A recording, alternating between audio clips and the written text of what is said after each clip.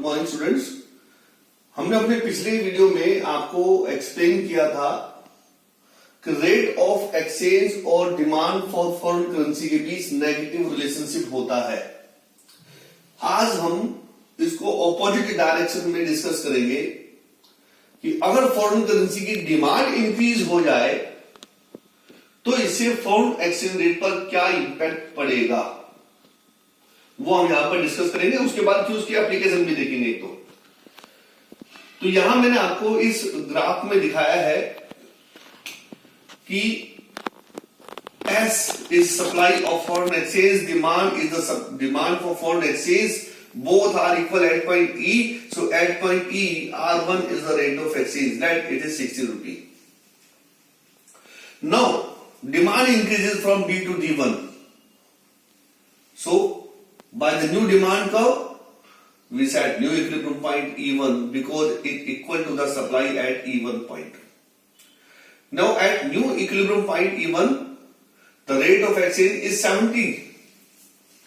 तो देखिए पहले क्या था, रेट 60 था, अब क्या हो गया 70 हो गया। तो रिजल्ट हमारे सामने आ गया कि क्या कि अगर डिमांड इंक्रीज होगा तो रेट ऑफ एक्सचेंज भी इंक्रीज हो जाएगा।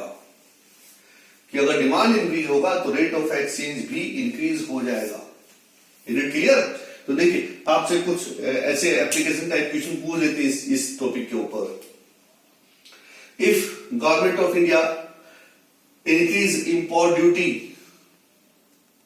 What will be the reaction of what will be the effect on exchange rate?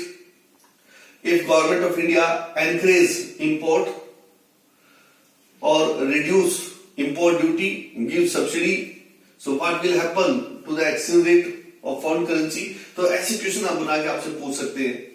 तो आपका सीधा सीधा इफेक्ट देखो, उस चीज का इफेक्ट निकाला है डिमांड पर या सप्लाई पर, और फिर उस डिमांड सप्लाई के थ्रू हम चलेंगे रेट ऑफ एक्सचेंज पर।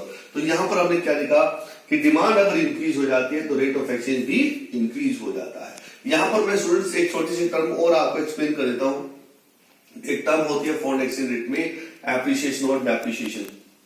एप्रिसिएशन का मतलब होता है increase in the rate, depreciation का मतलब होता है डिक्रीज इन द रेट। अब जिस करेंसी के रेट में इंक्रीमेंट आएगा उसको बोलेंगे एप्रिसिएशन ऑफ दैट करेंसी, और जिस करेंसी के रेट में कमी आएगी उसको बोलेंगे डेप्रिसिएशन ऑफ दैट करेंसी। जैसे फॉरेन करेंसी अगर महंगी हो जाती है तो हम बोलेंगे एप्रिसिएशन ऑफ फॉरेन करेंसी, और फॉरेन करेंसी अगर सस्ती हो जाती है उसको बोलेंगे depreciation of foreign currency. Clear है बात? लेकिन ध्यान रहे वो करेंसी का रेट चेंज होना चाहिए डिमांड और सप्लाई के कारण, तो उसको एप्रिसिएशन और डेप्रिसिएशन कहेंगे। ठीक है सर?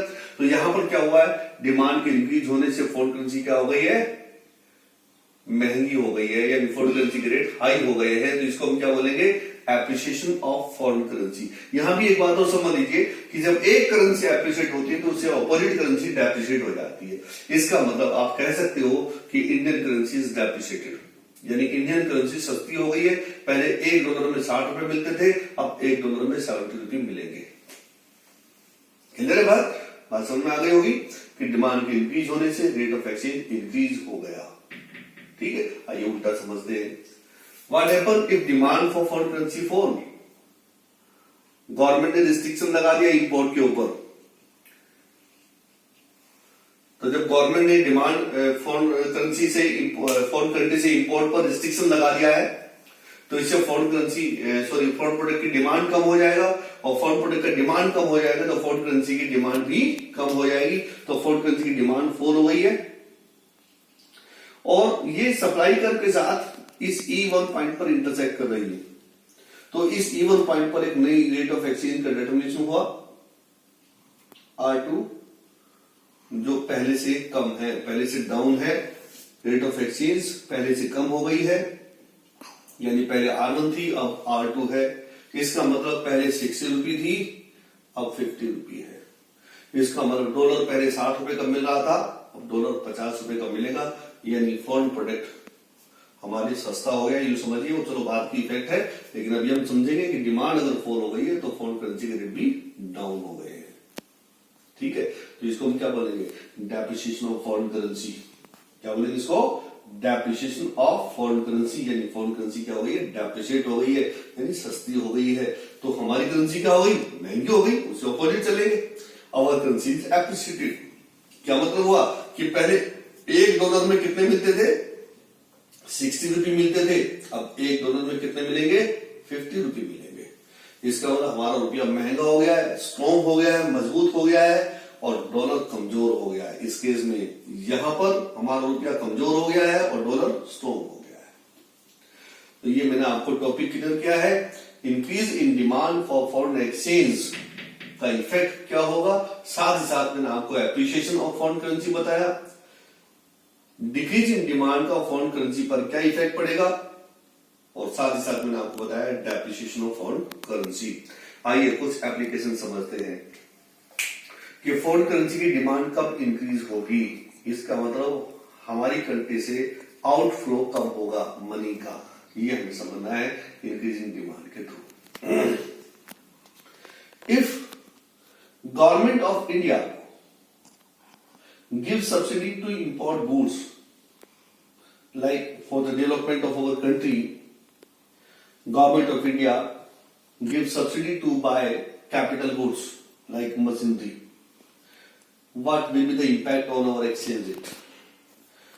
क्योंकि गवर्नमेंट ऑफ इंडिया ने सब्सिडी दिया है, इंपोर्ट ड्यूटी कम कर दिया है, तो इससे क्या होगा, हमारे इंपोर्ट दूसरी कंट्री से बढ़ेंगे, हम दूसरी कंट्री से ज्यादा प्रोडक्ट परचेज करेंगे, और यदि हम दूसरी कंट्री से ज्यादा प्रोडक्ट परचेज करेंगे तो इससे हमारी डिमांड फॉरेन करेंसी की इंक्रीज हो जाएगी, और यदि हमारी डिमांड फॉरेन करेंसी की इंक्रीज हो जाएगी तो फॉरेन करेंसी के रेट भी इंक्रीज हो जाएंगे, तो फॉरेन एक्सचेंज रेट हाई हो जाएगी। दूसरा समझिए, if government of India increase import duty on gold, ये पीछे एग्जाम में भी आया हुआ है, if government of India increase import duty on gold, what will happen with exchange rate. तो अगर गवर्नमेंट ऑफ इंडिया ने इंपोर्ट ड्यूटी इंक्रीज कर दिया है गोल्ड के ऊपर, तो इससे गोल्ड हमारे लिए महंगा हो जाएगा, हम गोल्ड की डिमांड इंटरनेशनल मार्केट से कम करेंगे, और यदि हम गोल्ड की डिमांड इंटरनेशनल मार्केट से कम करेंगे तो उसको कम डिमांड करने के हमें कम करेंसी की रिक्वायरमेंट पड़ेगी, तो इससे हमारी फॉरेन करेंसी की डिमांड फॉल हो जाएगी, और यदि फॉरेन करेंसी की डिमांड फॉल हो जाएगी तो इससे फॉरेन एक्सचेंज रेट भी फॉल हो जाएगा। तो इस तरह से एप्लीकेशन टाइप भी क्वेश्चन एग्जाम में पूछ लेते हैं। तो एक बार बेटा पूरा जो है ना पिक्चर ले लीजिए ताकि स्टूडेंट्स को नोट कर सके, नोटबुक में ड्रॉ कर सके, पूरा वीडियो पिक्चर ले लीजिएगा, ठीक है, हो गया। तो ये मैंने आपको इफेक्ट बताया कि फॉरेन करेंसी का डिमांड का चेंज होने से फॉरेन एक्सचेंज रेट पर क्या इफेक्ट होगा। मेरी नेक्स्ट वीडियो में मैं आपको बताऊंगा कि फॉरेन करेंसी की सप्लाई अगर चेंज होती है तो उसका फॉरेन एक्सचेंज रेट पे क्या इंपैक्ट होगा। गवर्नमेंट ऑफ इंडिया अगर अपनी कंट्री में टूरिज्म को एनकरेज करती है, टूरिस्ट स्पॉट इंप्रूव करती है, तो उसका फॉरेन एक्सचेंज रेट पे क्या इंपैक्ट पड़ेगा। अगर हमारी कंट्री में इन्वेस्टमेंट करने के लिए स्ट्रक्चर इंप्रूव कर देती है, सेज डेवलप करती है, स्पेशल इकोनॉमिक जोन पे फोकस करती है, उनको डेवलप करती है, फॉरेन इन्वेस्टर्स को अट्रैक्ट करती है, तो उसका फॉरेन करेंसी रेट पर क्या इंपैक्ट पड़ेगा, हम नेक्स्ट वीडियो में इसको डिस्कस करेंगे। और फिर आप समझेंगे कि इस यूनिट से एक भी आपका नंबर नहीं कटेगा अगर आपने इन वीडियो को रेगुलरली देखा है, इनको समझा है, तो आपको कोई एक नंबर का नुकसान नहीं होगा, ठीक है। तो मेरी नेक्स्ट वीडियो के लिए फिर वेट कीजिएगा। सप्लाई का इफेक्ट हम आपको डिमांड में दिखाएंगे। Have a nice day, thank you.